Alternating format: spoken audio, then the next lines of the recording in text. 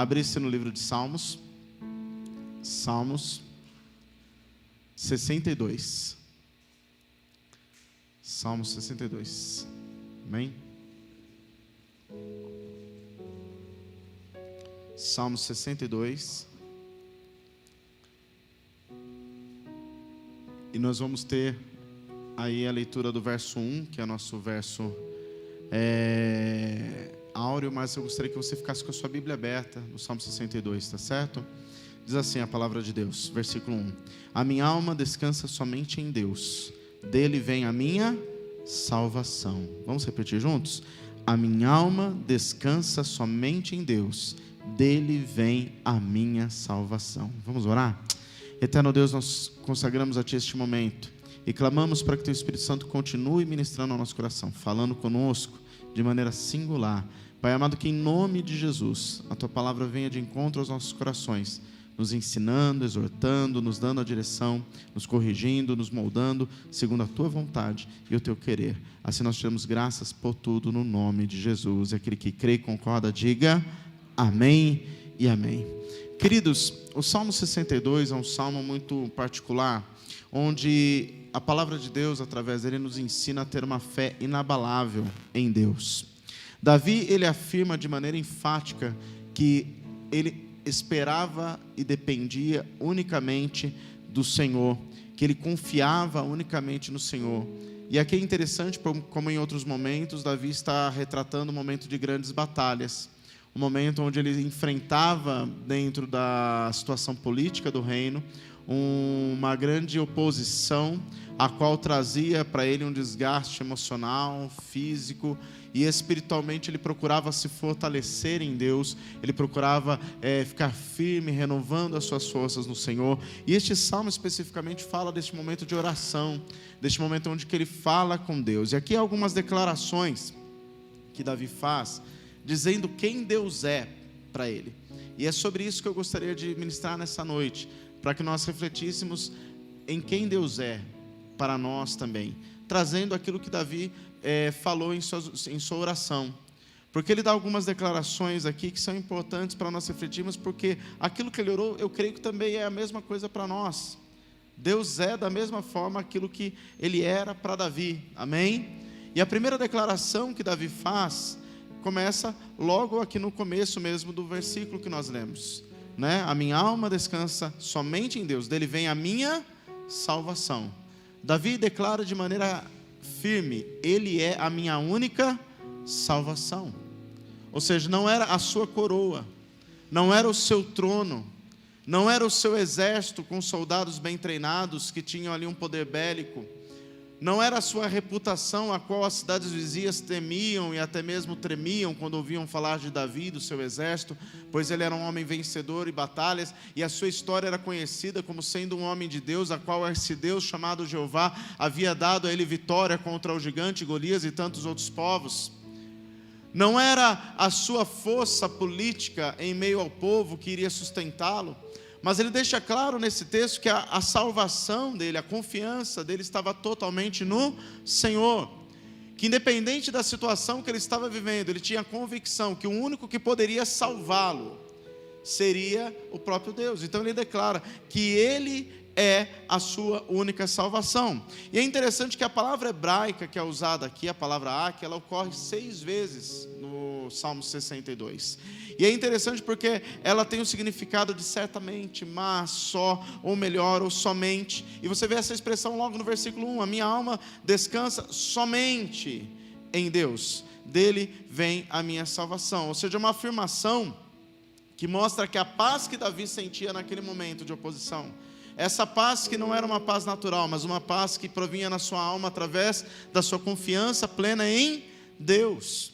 Algo que nós temos que buscar em Deus para ter. A declaração dele no versículo 2, se você estiver aberto, ele diz assim: somente, a palavra aqui de novo, somente, ele é a rocha que me salva, ele é a minha torre segura, jamais serei abalado. Ele fala, querido, de uma fundamentação naquilo que ele estava falando, que Deus não havia abandonado ele antes em nenhuma situação anterior. Deus não tinha se ausentado em nenhuma batalha que ele teve que travar anteriormente. Deus não havia o deixado só em nenhuma situação que ele havia enfrentado antes. Então ele falava de maneira clara e segura que Deus era com ele, a sua fé era fundamentada em experiências. Querido, e uma fé que é viva, uma fé que realmente retrata aquilo que Deus ela é baseada em experiências. Aquilo que você tem vivido com Deus, aquilo que você tem desfrutado na presença dEle, aquilo que você tem tido de experiência com Ele na sua vida pessoal. É bom ouvir testemunhos. Como é bom ouvir quando alguém fala: oh, Deus fez isso na minha vida. Como é bom ouvir que alguém ouviu ali que, olha, o fulano foi curado, olha, Deus restaurou a vida. Querido, mas não há nada melhor do que nós dizermos assim: Deus fez na minha vida, Deus realizou na minha vida, esta é a minha história. E Davi estava falando a respeito disso, que ele tinha uma história, aquele momento que ele estava vivendo não resumia quem ele era, mas tudo aquilo que ele tinha vivido dali para trás dava para ele realmente a convicção que o Deus que o salvou antes era o Deus que continuaria o salvando. Ele tinha plena confiança que Deus era com ele, e acima de tudo, ele compreendia a soberania de Deus. Falando de soberania rapidamente, o que ela significa? Significa por mais que eu queira, e por mais que eu ache que esse caminho pode ser o melhor, às vezes não vai acontecer aquilo que eu quero e da maneira que eu quero, porque a vontade de Deus está acima da minha. A vontade dele é soberana, e Davi entendia a soberania de Deus. Poderíamos descrever a respeito de Davi no sentido da sua própria família. A vontade de Davi, por exemplo, é que Absalão, seu filho, mudasse de comportamento e permanecesse na sua casa. Afinal, ele o amava, e nos textos nós percebemos com clareza o amor de Davi por Absalão. Mesmo Absalão fazendo tudo o contrário, ele amava.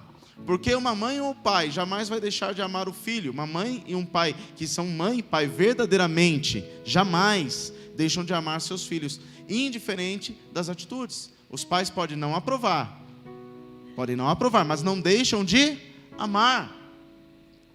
Só que dentro da soberana vontade do Senhor, para o bem do reino, Absalão acaba sendo morto. Não estava no projeto de Deus que aquele jovem continuasse próximo a Davi e nem presente do reino. E Davi, eu falo aqui com propriedade, ele entendia a soberania de Deus. Amém? Por isso que ele dizia: do Senhor vem a minha salvação. A salvação, ela é mais importante. O socorro é mais importante do que a minha vontade sendo feita. E nós temos uma maneira de pensar que a nossa vontade, do jeito que a gente quer, é o melhor. Deus, na sua onisciência, Ele sabe o que é melhor. E Davi entendia que essa soberania de Deus era importante para a sua vida. Por isso ele confiava no Senhor. A segunda declaração que ele dá, querido, é que o Senhor é a sua única esperança. Versículo 5, se você quiser me acompanhar. Porque neste momento em que os homens tramavam contra Davi, falavam muitas vezes bem na frente dele: ó, meu rei, você é meu rei preferido, como eu te amo. Nas costas tramavam contra ele. Ele diz assim, versículos 5 e 6: descanse somente em Deus, ó minha alma, dele vem a minha esperança. Somente Ele é a rocha que me salva, Ele é a minha torre forte, não serei abalado. Neste salmo, Davi mostra um crescimento espiritual tremendo que ele teve ao longo dos anos, deixando claro aqui que a sua alma tinha uma esperança plena em Deus, que ele estava escondido em Deus. Quando se fala de torre, fala de algo que foi construído para ter segurança, lugares altos, que não eram fáceis de ser alcançados, e as pessoas normalmente, quando queriam se tornar seguras, ficavam nesses lugares mais altos, refugiados, lugares também que davam uma vantagem no sentido de visão, porque a pessoa estava no lugar mais alto, conseguia ter uma visão mais ampla do que estava acontecendo. E Davi é como se ele estivesse dizendo: eu estou escondido em Deus, Ele é a minha torre forte, eu estou escondido com Ele num lugar onde eu consigo ter uma visão, mas Ele tem uma visão acima da minha, que está vendo tudo o que está acontecendo. E Davi declara que ele estava firme, não sendo abalado com a situação. Aqui não estava trazendo um abalo para a sua alma, mas ele estava dizendo para a sua própria alma: descansa em Deus. E às vezes, querido, as situações da vida tentam mexer com a nossa alma, e até mesmo muitas vezes colocar em dúvida a nossa fé. Aí chega a hora onde nós temos que aprender essas lições com Davi, de muitas vezes falar até mesmo para a nossa própria alma: descansa, alma, aquieta, coração, descansa. Olha o Deus que você tem, olha o que Deus tem realizado na sua vida. O verso 7 ele diz: a minha salvação e a minha honra de Deus dependem. O que ele está dizendo? É Deus que vai me salvar, é Deus que vai me honrar. Se Deus não quiser me salvar, se Deus não quiser me honrar, Ele continua sendo Deus. Mas Ele afirma que, olha, eu dependo de Deus. A escola da dependência nunca é uma escola fácil. Eu vejo que todo cristão, em algum período da sua vida, Deus leva esse cristão para a escola da dependência. Aqueles que têm desejo de crescer mesmo, aqueles que mergulham em Deus, em algum período da sua vida, Deus os conduz até essa história de dependência. Porque na escola da dependência é aquele momento onde você começa a perceber que o seu conhecimento, as suas habilidades, o seu talento, nada adiantam. Somente Deus pode mudar as situações. E se nós olharmos para a nossa vida e lembrarmos dos capítulos da nossa vida onde Deus nos levou às aulas da escola de dependência, nós vamos lembrar de vários momentos assim. Eu posso citar alguns da minha vida, por exemplo. Eu lembro quando a Bianca estava ainda na barriga de sua mãe, que estourou a bolsa. E a médica falou, ela tem menos de 10% de chance de vida, vamos tirá-la. E nós chegamos ali para tirar. Eu já contei esse testemunho, mas de maneira resumida. O convênio não cobria por 2 dias e a tesoureira do hospital falou, leva para a Santa Casa. Nós levamos para a Santa Casa, eu tive que correr para casa. Quando eu abri aquele guarda-roupa cheio de roupinha de neném, eu lembro que eu caí praticamente de 4 no chão, só chorava. E a única oração que eu fiz naquele momento que eu conseguia falar, eu falei, Senhor, antes dela ser minha, ela é tua. Eu entrego ela nas tuas mãos. Porque por mais que eu já amasse a vida da Bianca, por mais que eu a quisesse em meus braços, eu não podia fazer mais nada. Dependia unicamente de Deus. E Deus nos leva a algumas situações assim, alguns capítulos como esse da nossa história. Eu estou falando aqui um capítulo da minha, mas você com certeza tem os seus, para aprender a depender dele. E Davi tinha passado por vários momentos assim, onde ele aprendeu a depender de Deus. Ele não caiu de paraquedas no trono, tinha uma história até aquele momento. E ele afirma no versículo 7, a minha salvação e a minha honra de Deus dependem. Ele é a minha rocha firme, Ele é o meu refúgio. Você que vê que do versículo anterior para esse, ele já usa outra analogia. Primeiro ele fala de torre forte, agora ele já fala de refúgio. Ele fala de um lugar emergencial. Deus é o lugar que eu me escondo, onde eu tenho uma visão ampla. Mas Deus também é aquele lugar onde quando eu me sinto ali apertado, acuado, eu me refugio nele. Eu gosto sempre de usar a analogia da chuva, porque quando chega a chuva a gente sempre procura um lugar coberto, né? Começa a chover, você procura uma marquise. Se tem uma calçada, todo mundo anda beirando a parede do prédio, assim, para não receber água na cabeça. E Deus assim, amados, como sendo um refúgio emergencial, você vai se refugiar nele, se esconde nele. E Davi está afirmando isso, querido, desse socorro. E ele dá um conselho para mim e para você no versículo 8. Está com sua Bíblia aberta aí? O versículo 8, ele dá o seguinte conselho, preste atenção. Diz assim: confiem nele em todos os momentos, ó povo. Você pode dizer para você mesmo assim, ó, como eu vou dizer para mim, falar assim: Sandro, confia nele em todos os momentos. Diga para você mesmo: confia nele em todos os momentos. E ele continua dizendo: derramem diante dele o coração, pois ele é o nosso refúgio. Você vê que Davi, ele não usa a expressão no singular, dizendo confio nele em todo momento. Ele está aconselhando, confie. É praticamente o que ele estivesse dizendo assim, ó: se você crer como eu creio, aquele que tem cuidado de mim vai também estar cuidando de você. Aleluia! Isso é tremendo, amados. Isso, meu coração se encheu de alegria quando Deus me fez enxergar isso no texto.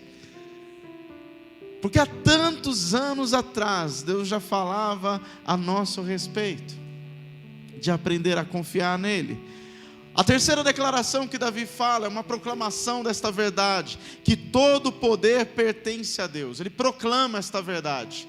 No versículo 9 e o 10, diz assim: os homens de origem humilde não passam de um sopro, os de origem importante não passam de uma mentira. Pesados na balança, juntos não chegam ao peso de um sopro. Não confiem na extorsão, nem ponham a esperança em bens roubados. Se as suas riquezas aumentam, não ponham nelas o coração. Você já viu aquela expressão, tem coisa que o dinheiro não compra? Você já ouviu? Davi está falando praticamente disso. Ele está deixando claro que alguém que é de origem humilde, ou alguém que é de origem importante, os dois juntos não pesam nada. Porque uma das coisas que nos iguala é a morte. Alguém de origem humilde pode não ter construído nada durante toda a sua vida e morrer, daqui não leva nada. Alguém pode ter construído um império e se morrer, daqui também não leva nada. O bispo Oswaldo sempre usa uma seguinte analogia, ele fala assim: eu nunca vi um cortejo fúnebre aonde atrás o caminhão de mudança está indo junto. Nós não vemos isso. Porque você pode construir o que for, que vai ficar aqui. E ele fala, não confie na extorsão, o fato de você levar vantagem sobre alguém. Não confie, querido, em algo que você pode roubar hoje pensando, eu peguei e ninguém viu. Tudo isso vai ficar. Se você porventura prosperar e ajuntar riquezas, não há problema, querido, em enriquecer. O problema é quando o teu coração se coloca nas riquezas. E Davi já citava, não ponha nas riquezas o seu coração. Até mesmo volto a falar da escola bíblica, hoje cedo era falado sobre isso. Eu quero aguçar você para assistir essas aulas. Amanhã vai soltar a primeira aula lá, só a aula lá, para quem não viu a primeira aula, vai estar no YouTube disponível amanhã. Já vou fazendo merchandising. Mas eu quero que você entenda, querido, em nome de Jesus, que quando Davi afirma, olha, todo poder pertence ao Senhor, é porque nada daquilo que nós podemos ajuntar nessa vida tem valor na eternidade. Em termos de bens físicos, eu estou dizendo. Porque se Deus te der uma condição melhor, essa condição tem que ter um propósito. E eu não vou falar sobre isso para você ficar curioso para ver a escola bíblica de hoje. Amém? Mas eu quero que você entenda, queridos, que tem coisas que o dinheiro não compra.